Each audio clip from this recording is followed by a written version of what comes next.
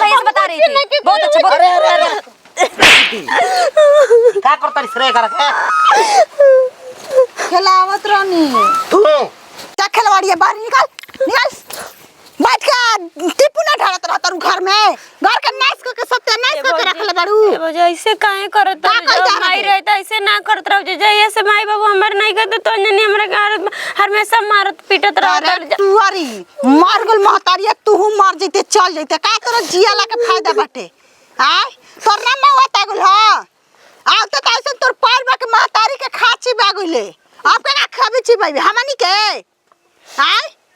तोरा मौआ त नहीं खावत भौजी का हम ही कहनी के माई मर जा चबा जाई खा जाई तोरा ऐसे रहने चल बना कि केहू घर में ले जाए महतारी मुहला के बाद हमनी के एक रोटी पर नीमक मुहाल भइल बाटे जल्दी अभी तक बिया शादी कोला पता न कता न लिहसन कता न लिहसन न पढ़े के न लिखे के अन्नई को खाए के मरियो न खे जाते जैसे भागे से बात जाके मर न खो जात काम कहता करे के तब विपद पड़ जाता खाए के कहे न तो पंतिया ना चाहिए का करी सब तक काम करते हैं भौजी तब तू नहीं को हमरा के किधर से छोड़ा सुबेरे उठा तनी त खाए बनाओ तनी माजा धो तनी तब कौन काम कली रे हकुल माय बर्तन तो वही तरी फर खर्चे कौन काम कली पेड़ के छोटा था कि मुंह आदे बापी जान जी हो जानता कि ना हमरा के झूठा के खाली रो तारू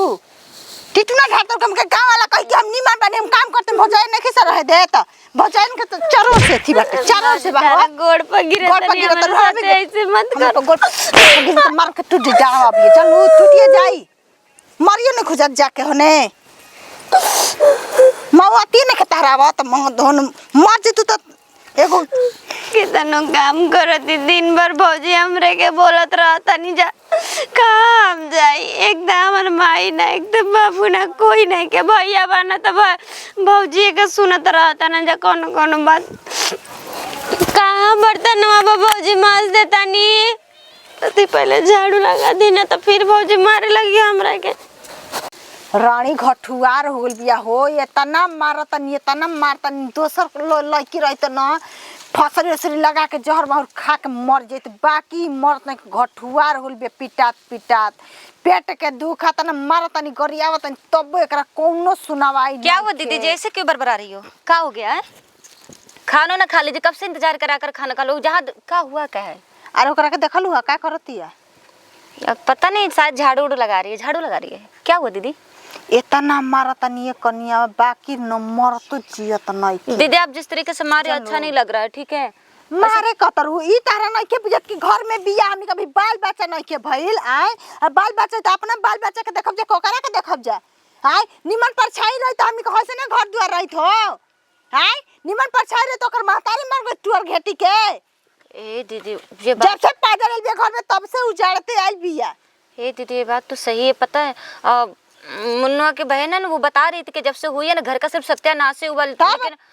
बोली अरे इतना मरनी है लाते चपले तबो नहीं के कुछ कह के खाना ना मत दियो दीदी एक बात बता अगर आप मेरे ऊपर छोड़ दो तो उसको घर से मैं भगा दूं सच्ची बता रही सिर्फ आप मेरे ऊपर छोड़ दीजिए दिखाई में क्या कर फुल ऑर्डर बाकरा के जल्दी से बुझे सच में मैया रे का जी क्यों हमेशा उलटते पलटते चलते रहते तो थोड़ा ढंग से चल लिया करो इंजन में सीज कगल बा नतिउ के ए तू जब बदमाश है का हो का बदमाश है इंजन सीज होला सीज का होला त किरा इंजन रही तो चलता ना बिना इंजन के बड़ा तो गिरबा ना अरे भूख लागल बाटे थोड़ा सा तो गिरी कोई नहीं तो का हो गई बाप रे बाप कभी घर पे काम भी कर लिया करो दीदी बोल दिया करो इन्हें हां ले होते हां आओ तो घूम के तू नहीं खन लंदन छंदन के फेर में हम लंदन संग फेर हम ना रहिले हां तू ना कोई जे बहरी सामाजिक में बैठी ला जन लो एकदम सामाजिक जी झूठ के बोल रहे सुनिए ना झूठ के बोल रहे थे वो ममता कौन सी ममता का फोन आया था जरा हम बात कर रहे थे अरे दादा सच में दीदी कौन बात खाती फोन आई गई लड़के का फोन रात को 12 बजे जी कॉल की रहे अरे ओकर मोबाइल जो हुआ ही रहे मोबाइल बनावे खाती फोन आई रहे तहार ये मोबाइल कब से बनाने लगे दीदी जी बाबा इलेक्ट्रॉनिक अरे इलेक्ट्रॉनिक दिमाग हो गइल बा हम लिखी रे मर चोर दे अब ये टूट जाए चल अब एक खरवाड़ी बिया के घर में ना आय देखा बहन का अरे तरह न बोला जनलू ना भौजी मुआ संभाल के रखो का कर लेबा अरे के बोलते बड़ू ठीक रहा मैं बहन के मत बोला तो तोहरा से कुछ ना कबरी ठीक है ना। अच्छा अपन न खाओ मांग के खाओ करेले ठीक बा ना। तार से हमरा का एती होखे वाला बा तो यानी कैसे बजा लोग बहन का रे तेरे बोल देलो का काम के करती तारी चल जना देखो नतीजा ना छोड़ब जान जी भैया ला पिटवा होता नहीं कह के भैया ये का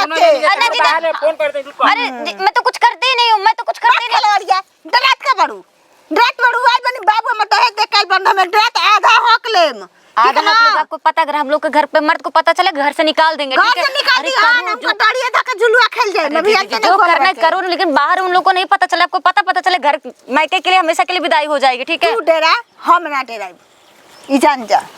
देखिए मेरे अंदर जा कितना डर है ठीक ठीक है। अभी मैं बताती हूँ, इसको परेशान करके रखी है ये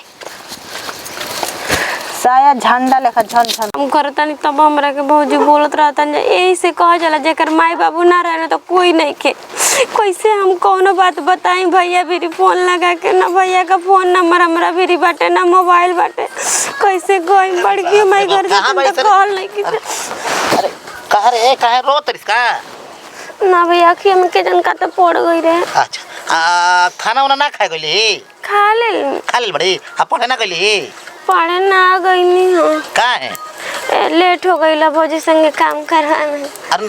के तोरल काम करवाओ तरी सा ना हम कनी है भौजी तो आज कर दे भौजी के थोड़ा तबीयत खराब रहे ना तो कनी भौजी तू मत कर काम हम कर जाए दे। तबीयत खराब हो चाहे कुछ हो को तू होने के तबीयत तो खराब ही तो तोरा पढ़ाई जाए के बा समय से खा के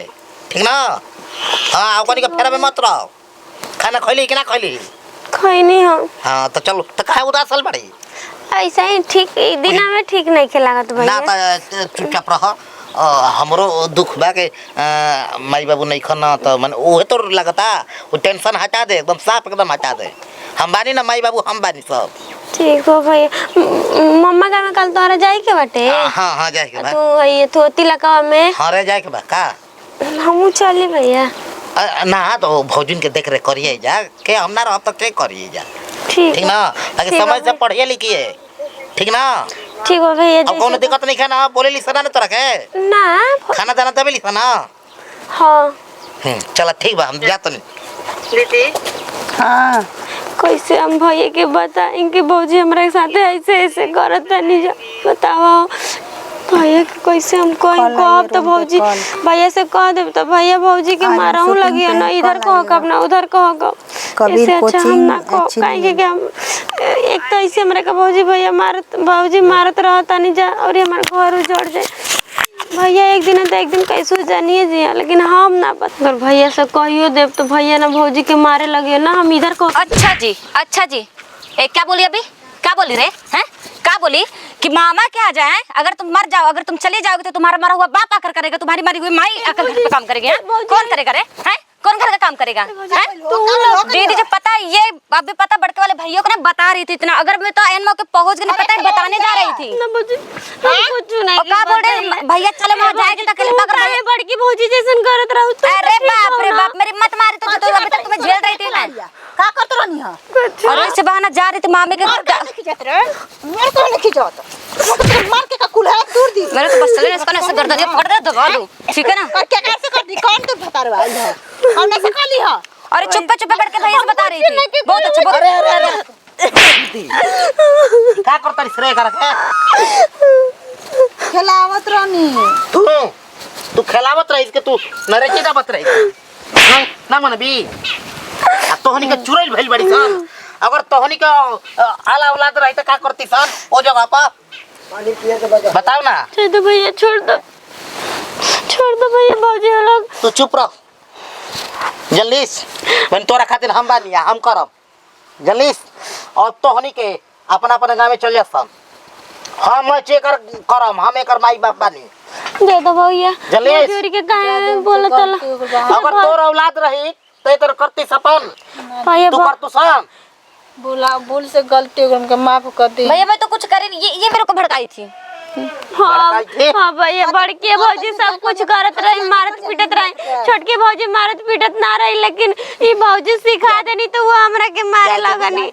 तोरा खातिर हम बानी रौरा से माफ कर दी हम आटा भौजी छोड़ दो माफी मांगत नहीं अपना करम छुटके माफ कर दो ना मैं बहुत बड़ी गलती तुम तो गोड़ पे गिरा सर के आज के बताई जानते माफ कर दो हम दोबारा ऐसा नहीं करेंगे तुम तो जानते हो मैं ऐसा नहीं